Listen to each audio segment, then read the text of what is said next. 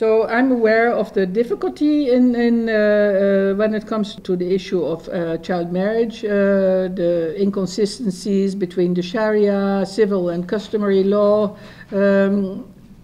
not only in the area of child marriage, but in particular in that area, that continue to hamper the full protection of children from abuse, sexual abuse and exploitation, because you will surely realize that many of these marriages of children are resulting in domestic violence, and many of these sometimes the motives for these marriages are also totally inadequate, like perpetrators wanted to escape prosecution by marrying the victim and so on. So, I mean, there is a need to legal reform, to adapt the criminal code, because there are other loopholes, but also, again, awareness raising discussions, the ultimate objective being 18 years and not less, no exception. This is the requirements which are the result of the commitment of Malaysia to the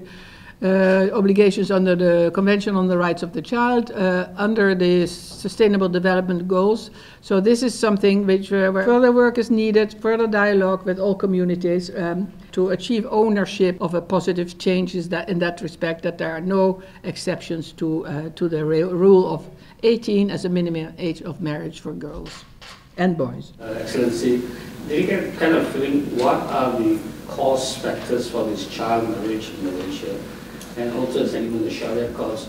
Do you get a feeling that it's going to be the major obstacle? Yeah.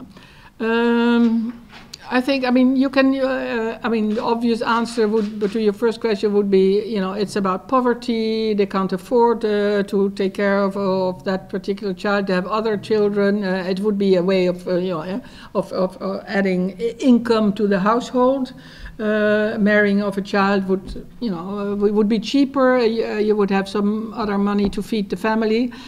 But I think basically, I mean, much more below all that, I think is still the patriarchal structures and attitude prevailing in the country, where girls and women are simply disposed of and used as a commodity, irrespective of what they feel or what they want.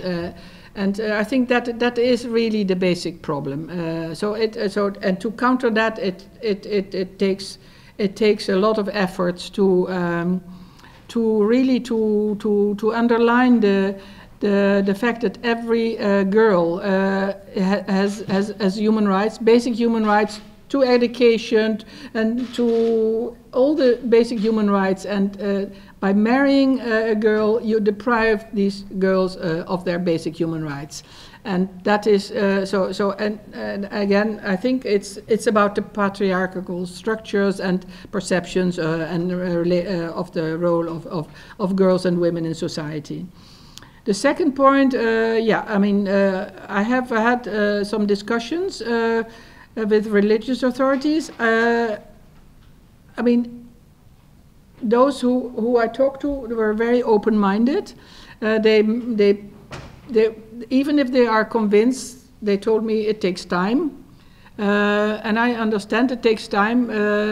But I don't want this to be a sort of argument to say, okay, well, then we do it little by little. The objective needs to be achieved immediately, and it can be done.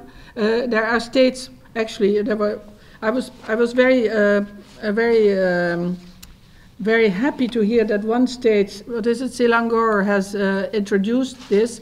But then this increase of marriage. But then there are all of a sudden standard operating procedures which deal with the circumstances. So why are they needed? These standing operating procedures for religious authorities. If the legal age is 18, there should not be an exception. So I think it is really time now to really be very firm on this and to say this is how it should be. This is in accordance with international requirements, and there are no exceptions. But depending on who you talk to, there is more open-mindedness in some corners than in others. But voilà, that's.